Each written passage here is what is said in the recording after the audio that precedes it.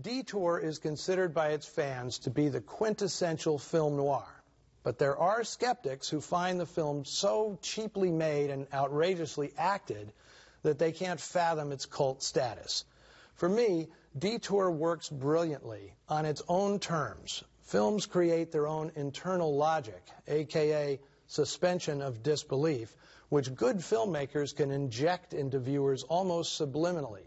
It has nothing to do with objective standards of believability or authenticity. Movies are closer to memory than real life, and I contend that the film we've just seen is neither badly shot nor badly acted, given its compressed 67-minute length and paltry budget. Edgar Ulmer had no time or money to waste. His strategy was to tell this tawdry tale in a heightened, surreal shorthand that had nothing to do with what passed for quality at the time, and even less to do with reality.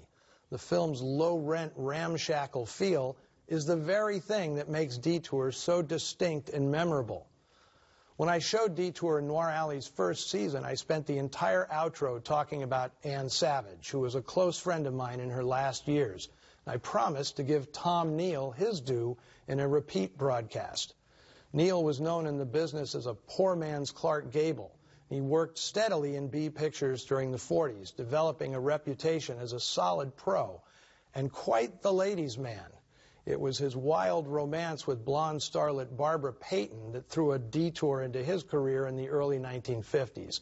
When Payton decided to marry Franchot Tone in 1951, Neal saw red, and the former boxer laid a savage beating on Tone, fracturing his skull and almost killing him. It didn't, however, scare off Barbara Payton. She divorced Tone after only 53 days and took up again with Neal. Their torrid off-and-on affair was salacious enough to cold-cock both their careers. Neal quit the business, moved to Palm Springs, and married Patricia Fenton. He started a landscaping business and had a son, Tom Jr. But Patricia died of cancer when the boy was only a year old, and Neal sent him to live with his sister in Illinois. He met Gail Cloke at the Palm Springs Tennis Club in 1961, and they got married soon after. 4 years later, Cloke was shot to death, and Neal was arrested for her murder. Barbara Payton appeared in the courtroom in dark glasses, watching the noose tighten around her former lover's neck. Despite damning evidence of first-degree murder, Neal claimed it was an accident, but the gun was never found. He was sentenced to prison for involuntary manslaughter. He served 6 years, but only a few months after parole, he died of a heart attack in a Hollywood flophouse. His son, who'd come to California to live with him, found the body.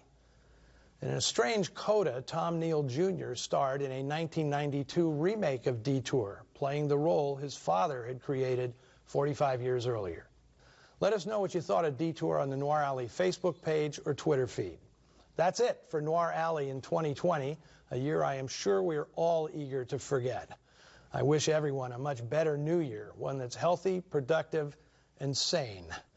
Next week, I'll be joined virtually by Christina Lane, author of the biography Phantom Lady, about Hollywood producer Joan Harrison. We'll be presenting her rare 1945 film, The Strange Affair of Uncle Harry, starring George Sanders, Geraldine Fitzgerald, and Ella Raines. Until then, if you are out and about, do I even have to warn you? Don't stop for hitchhikers.